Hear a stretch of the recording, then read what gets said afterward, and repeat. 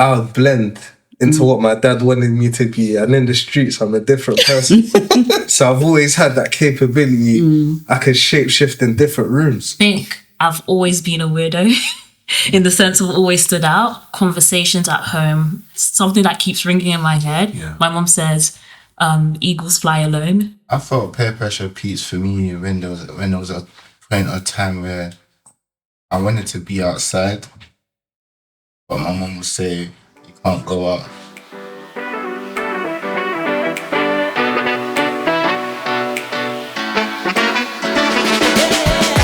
Hello guys, welcome back to Margaret's podcast. Another episode of good, fantastic discussion. And today, you know what, we're going to blow your minds because it's going to be an interesting discussion with wonderful people here. We have people that you've met before, but I'm still going to let everybody introduce themselves. But just relax and enjoy the show today because we're going to be talking about topics that are very close to our heart, topics that will actually, we believe, will make an impact because we want to touch our world. So watch this space. I'll introduce the topic in a minute, but let's introduce ourselves. Okay, hi. My name is Stephen. I am a father, very much into the fathering projects locally and internationally, and I'm here in the capacity as a father. You're welcome. Thank you. Hi everyone, my name is Davlan. I'm a co-business owner here at Caleb. We run a brand called FSO, and we're very much involved in community work with the youth as well. So You're welcome. Good to have you. Had to be here. Hello, welcome everybody. My name is Elio Ajiboy. I am a parent and education strategist and coach. I run an organisation called Wisdom Tree where we help parents to build stronger communications with their children to guide them to educational success. You're welcome. Thank you. Hi, I'm Welumi. I'm a poet, scientist, and strategist. Hello. You're welcome. Hi, my name is Caleb. I'm a co-owner of FSO with my business partner, Devlan, and like he said, there to help the community, especially with young people, support them and give back. So you're welcome, guys. So we want to kick off this evening. We want to talk about peer pressure. We all know what that is in one form or the other, but I'm going to throw it open to you guys. What is it like? And here we talk about topics that are real to us. We've grown up in different parts of the world, of the country, but what is it like for you, especially now that you want to give back to the community? Yeah, so I'll say that peer pressure is an interesting topic. I feel like nowadays the parameters of peer pressure has changed. With nowadays you've got social media. That's a whole different force in itself.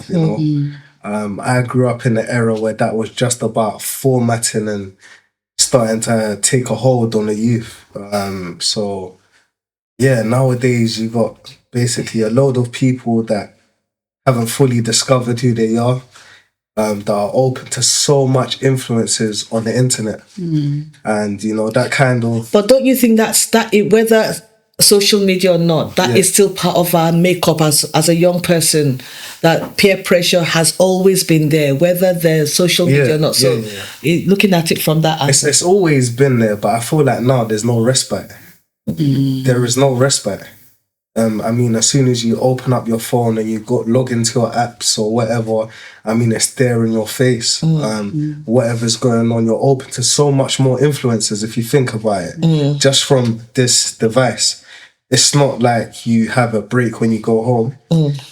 You can log into your phone, Instagram, Snapchat, and you see everything that's going on in the world that you don't really need to know about. Whereas before, you're seeing certain things on the news. Or you're hearing about certain things. Whereas now it's direct access. So it opens up your mind, your world to a whole lot more influences and different things. So how was that for you growing up? How were you? How was that? Let's hear your story. So my story, grew up in South London, around the Woolworth and Peckham areas to be precise.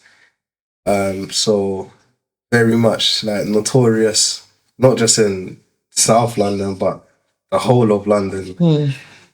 So yeah, just a young man, grew up with my mum predominantly. Although my father wasn't always in close proximity, yeah. So you got to learn quickly.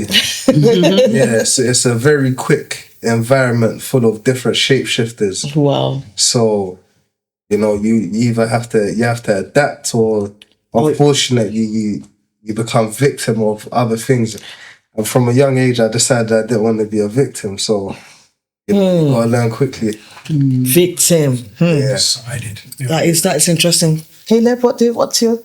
And peer pressure, I feel like you said, peer pressure has always been there, but the levels of peer pressure would have been different from your era to my era to the era that's now. I remember growing up, peer pressure, like maybe having a certain type of trainer, and cool, your mum says no, you forget about it. Oh, that's interesting. So you forget about it. So she said... You might forget about it, but just like Dav said, now you've got your phone, can't kind of sign out of it that you go to school, it might happen, you come back home, and that's another world. But that world that's outside of your home, you can bring it into your home. So it's like you can never get away with it. And I feel like that may stress a lot of kids out, might give them like all these type of issues that they go through now that some parents don't understand. So some kids might feel depressed, but it's just because they're thinking about it constantly. They don't have a break from these things, because wake up, sleep, phone's there to the point that you're thinking about it. You can't even sleep because it's just going on and on in your head. So I feel like the peer pressure right now is at all-time high. Sorry, guys, I want to take us back to that issue of that peer pressure growing up, because we've all grown up, we're all there. Yeah. So I want to hear our take on how was it for... Personally, I know that, there will always be peer pressure. Yeah. And like you said, the way it is now is different from how it was then, but even then it was still there. And the fact that we can't get away from it regardless. We can't get away from it because children want to... I think even as a parent, there's a way you talk to a child. If their friends they don't want you to talk to them while people are around them because they're very self-conscious. But now, that's how it is. So there's a way you behave, there's a way you dress, there's a way you do things, even, but at different stages it comes out. So how was it for you guys? Because that's what we want. They want to hear us, really. Because if they hear us, that's how they'll be able to say, yes, I can relate to that. Peer pressure peaks for me. I felt peer pressure peaks for me when there was a point of time where I wanted to be outside, but my mum would say, you can't go out. And that's where peer pressure peaks for me, because I was my mum's only son and dad wasn't around. So, and especially growing around Peckham, an African young lady with an only son, you're going to do anything to kind of like protect that son, because you don't want to make sure your son doesn't go around a certain path. So certain things where probably mum could have been relaxed if there was a father around, just to give that balance. And we'll just say, no, you can't do this, no, you can't do that. And when you're going back to school or there's something going on, like your friends might take the mick out of you and that banter. Say you're on smash. You're on smash, literally. What does that mean? What does that mean? You're not allowed that. So they bully you on that one as well. Like you're on smash, you can't do anything. Yeah. So they dare you, really? Yeah, like we're all gonna come out, but you can't come. You're on smash. Wow. Those things happen, and it got to a point where I just rebelled because I wanted my own way. And I didn't really care about what my mom would say or what anyone would say. I'm going to do what I want to do. And it's not right, but that's what peer pressure can lead you to. Yes. And it can create division in the household and aim to people in your household. And it can create a monster, really. So, like I said, I can't imagine what it would do to people now. But I know for me, it just made me rebel. Yeah. And was there a time you got out of it? You just felt you started believing in yourself and not the not responding to that peer pressure? Yeah, I feel like in time, I feel like it depends on you as a person and who's around. I feel like people still have peer pressure in their in their 20s, 30s, 40s, fear of missing out, keeping up with the Jones. But it just depends on you. And thank God, like, despite my circumstances, my mum made sure she brought people around to kind of like guide me or speak to me. And I feel like that intervention kind of helped me kind of understand who I am, see that the world is bigger than my surroundings. Wow. Yeah. So I guess it started from there and then. Funny enough, that time when my mum didn't allow me out, it helps me now because I don't want to be everywhere right now. Wow. Yeah. Yes. It doesn't. I don't want to be everywhere right now, so I'm okay being at home. I don't need to be outside or do things that everyone else is doing. So it works in both ways, but it depends on you as a person. Yeah. You know what I mean? So there was a time you were out, but then you just said, okay, enough of that now. Yeah, like that feeling of like rebellion, like, you know. Oh, great. It's like, okay, like, you know, I'll do this forever. Exactly. And once you keep yourself occupied and you keep yourself productive, you don't need to be everywhere or follow peer pressures. You're just on your own lane. Can I ask you a question? Yeah. Just to go back to your point where you said you keep yourself occupied. Did when you were growing up, did you have other activities outside of school? Yeah. You did? Yeah, yeah, I did. So I guess during primary school, I used to go Q-Mons. I hated that. Word. I went after school clubs. Like, I was around a lot of like extracurricular activities. I feel like that aided to my confidence in terms of socializing. However, as you become a teenager, and especially when you're living in a single house home, single and parent home, mum's at work. I mean, she can do as much as she can, but you're gonna decide what you want to do. You know what I mean? So, like, when you get to a teenager, you've got friends. They come from different households. They've got different cultures within their household, so you're open to that, and you don't really understand your background or have like understand where you're coming from a bit.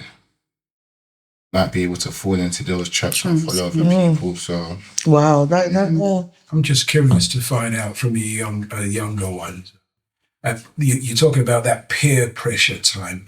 So, and that you obviously moved away from that. So what was the catalyst to you moving away from that external peer pressure that says, come and do this? You're smashed. Yeah. Two things. Yeah. I'll put it down to you. Number one, like knowledge of self. When you find who you are, you can't be shifted from that. Because you realize that, listen, that's your journey, that's not my journey.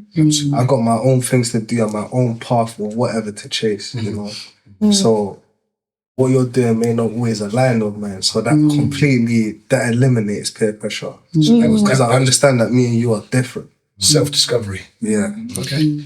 Would you say that your parents helped you in that self-discovery, or you yourself? Had to find it myself. I had to find it myself. And when I did, then I became a better son. Wow. Yeah. It makes you, when you're discovering self, you have to sit down and analyze both the good and the bad. So at a point I started feeling so guilty for everything I put my mum through. And I went through a phase where, you know, I even sacrificed what I wanted to do in order to try and atone for all of what I put my mum through. Because I wasn't a kid yet.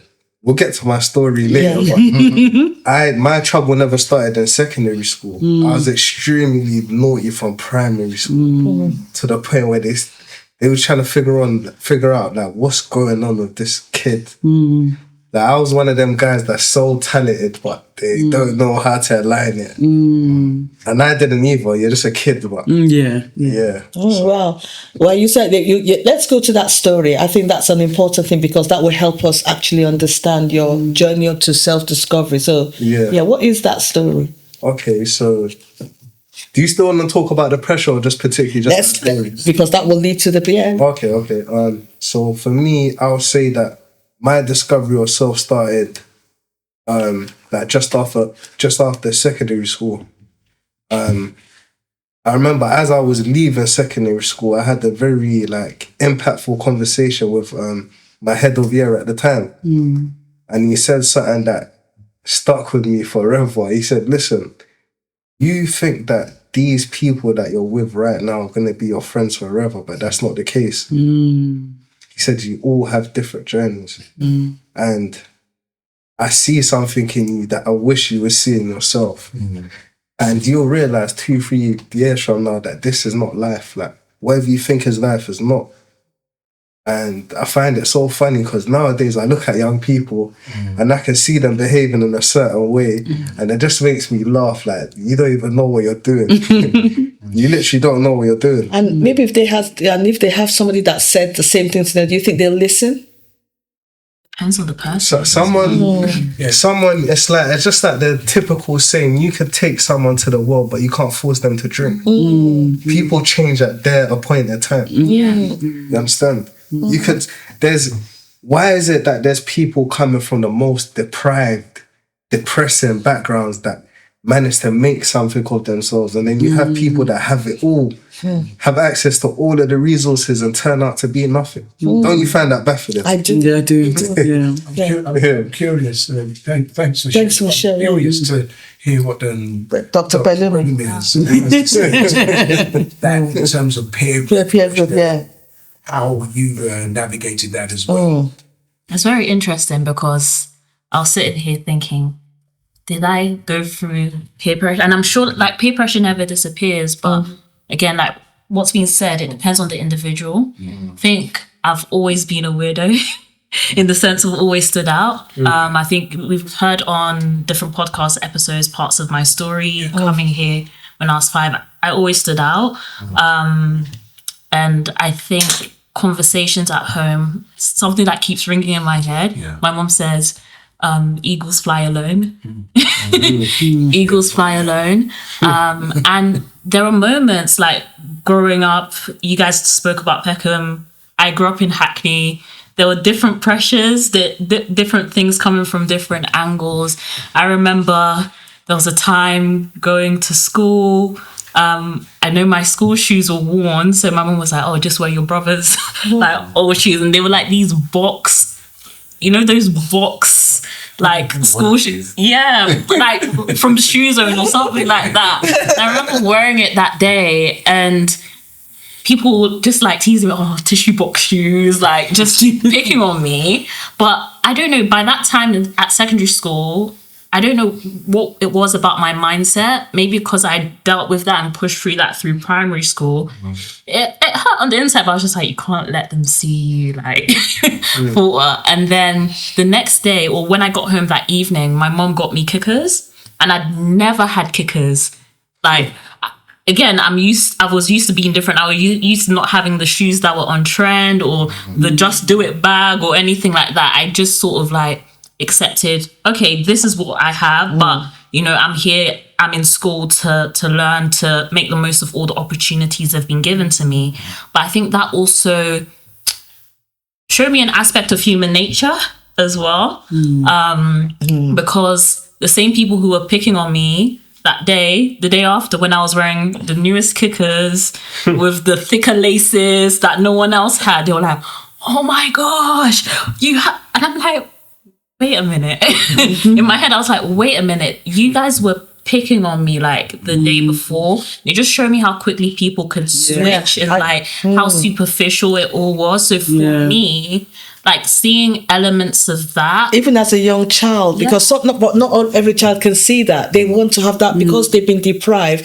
No matter what you do to them, they just want to suck it up. So if you like them, they're gonna like you too. But I'm not saying that it didn't get to me. Like it did, it did. But it was also, I guess, you have to make a decision. Yeah. And I saw where I was, the area I was growing up in, and I think I just had this mindset or mentality like, I want to make it out. I want to do better. I want to do better, not just for me, like for my family, but it had to be a deeper conviction. And you face moments where you're like, do you want to give up? You have choices at each point in life. It doesn't go away. It never goes away. Yeah. I remember I grew up with hand-me-downs. I was even sharing this story with somebody 2 days ago that up to a very long time, I was wearing clothes that people gave me, even from school. But it was something I said, well, it's not going to be forever. That's what I kept on telling myself. And yes, you want to look like the next girl, and the dress nice and everything, but you had to manage with what you had. So I remember taking my clothes, what they gave me, but making the best of it. And that's what, because that peer pressure will be there. You want to belong, you want to have that. So at the back of your mind, you still sense it. But like you said, it's a journey. And that peer pressure leads you to make some silly decisions. You can just spiral. Yeah. So talking about silly decisions, has anybody felt like that? What, like making silly decisions? Yeah, of course. Yeah. No, I was just trying to think. Like, sometimes I've done so much things I forget sometimes. Like, I even speak to friends and they're like, Dad, remember when you done that? And I'm like, I've done that. Yeah, you don't remember? We remember this guy, remember? I was like, bro, I don't even remember. But yeah, no, this peer pressure stuff can make you do anything. Yeah. Like when he said, like, it can make you a monster. It's true. It's true. You could transform into anything. Like, you could transform into anything. Yeah. So can I ask, what difference do you think it would have made in that journey if your parents actually inputted in you, it actually told you, maybe taught you your language, told you a bit more about your culture, etc. What difference would that have made to you for you? I feel like they did. Like, I understand, like, growing up when I lived with my mum and my dad, like I was even speaking to them about it. We were speaking about this the other day, about where we're from. I never spoke, even though I was born there, I never spoke English when I was 2. I spoke my dialects from my dad's tribe. So I always feel like my culture is installed in me. But I feel like when the home is broken down, and it's like there's so many emotions going on at once, it's hard to pinpoint where to focus. Like, a parent may feel like, they want to make sure they give the child the best education, feel safe. There's times my mom tried to get me into therapy from a teenager, but I was just not ready for certain things. So there's so much things that can happen, but the emotional effects that a breakdown of a family can cause. It's massive. It's massive. Parents can try as much as they can, but it's just those seeds. It's just like when you said not too long ago about peer pressure, like if people will listen, at the appointed time, you know what I mean? There's so many things that you will install into a kid, but eventually, if you don't give in and you don't give up, you don't give up. You don't give up. And that's where I'm lucky. My mum's never given up on me. She may have made mistakes, because we all do. It's their first time being a parent, and when, in hindsight, when you look at it, you've come from another country and you're here, and you're thinking on the spot. You're never broken up. Someone that you thought you were going to be with forever, probably you remarrying and actually bringing a child into another marriage. That these are not things you're prepared for. But at that point of my life, I'm just thinking, you know what I mean? So it's just so much that going on that causes these things that happen in like young, and then you want to just rebel and break through because that's your way of dealing with it. That's it. For me, like similar to Caleb, I grew up knowing my culture, my heritage, my tradition, especially like with my dad, he enforced it. So he was very proud of his culture. But I never lived with my dad, that's the thing. So I would blend into what my dad wanted me to be, and in the streets I'm a different person. So I've always had that capability. I can shape shift in different rooms. I can relate to the guy that's on the road, but I can have a conversation with a politician because I just grown up in diverse environments. Like my dad used to be involved in like politics, so every weekend I was with him, just soaking in loads of politics, like, you know, politicians from my country, and that used to meet in his house. So, and then on the weekend when I'm not with him, it's a completely different thing. So, but yeah, like he said, you know, your parents can only do so much, and you have to give them grace because they're learning on the job as well. That's it. It's like, for instance, my mum, yeah, she used to look at me and say, "Why do you do this? I never got in trouble in school." And I'm just thinking, like, you're talking to the wrong person. This is like, do you know me? I don't know you give a person, you're talking to. I never used to get in trouble. Me, I've been doing this for a long time.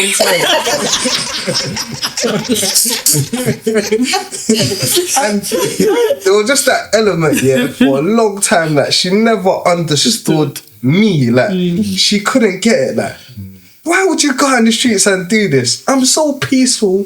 I'm so nice, like, but you're just such a guy. I don't understand you. So yeah, like, there's just that kind of, you know, rift. And they're gonna parent you in what they think is correct, but that might not always be good for you. And along the line, I realized that her intention was never wrong. But the channel or the funnel of which she was trying to do it never resonated. As a kid, I realized that all you had to do, was tell me, listen, we got a football match at the end of the day, you know, just behave. Yeah? Don't get in trouble, we need you. I'll be the best behaved guy. I'll be the best behaved guy there. But when I was young, they will take away things that I loved. They were taken away. And to me, that was almost like, that's another point we'll get onto. It's like they're grooming people for prison and that. I think we need to talk about that. People for prison, they don't even understand that. Like, they will take what I love most. Like, oh, you're not playing football for a year, so now you're taking away what I love. I'm gonna show you something. You think that this is supposed to reform me? Nah. And that's what's happening in prisons, isn't it? They just take away your right, take away. Wow. But like, you just become a monster. And then, you know, as a kid, like, when you get beats, you get beats and you get beats. By the time you're 14, you smile when they're beating you now. You don't feel it anymore. Stephen can relate to that, can't you? Got that. You smile when they're beating you, especially if you're growing up with a single mum. By the time she's 14, she's probably even a bit scared of you because you're the same height or whatnot. You're still a child, but you know, you're physically capable now. So, but it's the same analogy. Like, you take away what I love so much, so eventually I'm just going to withdraw from these things, and then we can see, and that breeds monsters. I think It's almost like you're adapting to the fact just that adapt. You just adapt. Fantastic. Well, guys, I think we could go on and on. Peer pressure, it has its different facets, but we're going to have to stop here for now. But it's been good. I just need to hear some rounds on this topic, just so that we can, you know, have a breather and think about what actually has peer pressure done for me and what can it do for our future generation. Stephen, any final thoughts, please? Well, I think peer pressure is real. I think it's real. And I love the fact that the guys are saying we can change. Yeah. But it's sometimes the impact that we to a greater extent, the impact that we parents have on that peer pressure, knowing also that we've been there. Yes. I think it's important for us to recognize that we have been there. We were there. So we need to be a bit more tolerant of the fact that they are going through a process and help them through that process. Yeah. Definitely. Yeah, to young people, even older people out there, I tell you to focus on discovering self. Once you figure out your your destination, you navigate a tailor-made journey for you. Fantastic. So that stops people's interference. And also, I would also say that one of the most important things you can do for yourself is whatever religion you prescribe to, like, make that be your guidance. Make that be your guidance, because it's necessary. You live in a world full of things that change every day, and expectations and this and that. But, you know, when you have these two things, like, you can fall, but you always get up. You get up. Yeah. Thank you so much. Elio?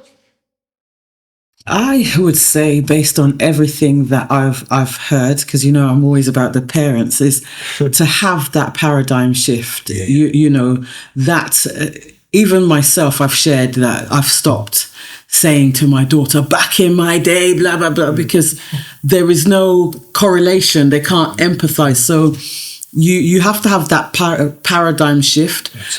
And look for wisdom to know how to navigate, because as he shared, you know, taking football away from a child for a year, what purpose is it achieving? You know, so there definitely needs to be a paradigm shift. I think that's going to cause a lot of the debate, because it says, so how do I discipline? I can't smack, but I want to take this to punish. We're going to go back to that question. That's not, The final point actually links to the discipline thing. So know the individual child and have the question in mind, how am I equipping them for adulthood? Because peer pressure never goes away. So linked to the self-discovery, how are you equipping them to know themselves and how to actually handle the peer pressure when it's presented to them? Fantastic. Caleb? Adding the same thing like I was saying, and like just knowing yourself, and once you understand yourself, one lane, but adding on to that, your community as well. Ooh, Community is helpful because you can't do it by yourself. They like, 4 people are doing one thing, you'll be the 5th person doing it, and it's like iron sharpens iron. You know, you're gonna fall. Sometimes you're gonna want to do things that are not aligned to your purpose, but once you've got people around you to keep you you're accountable to them, it helps you go further. And it's just, you know, don't put that, even though you're getting away from that peer pressure, don't put pressure on yourself as well. Thank you so much. And so that is it for this episode, peer pressure and our community and our people. So I'll see you next time on Margaret's podcast. Watch this space. Thank you so much.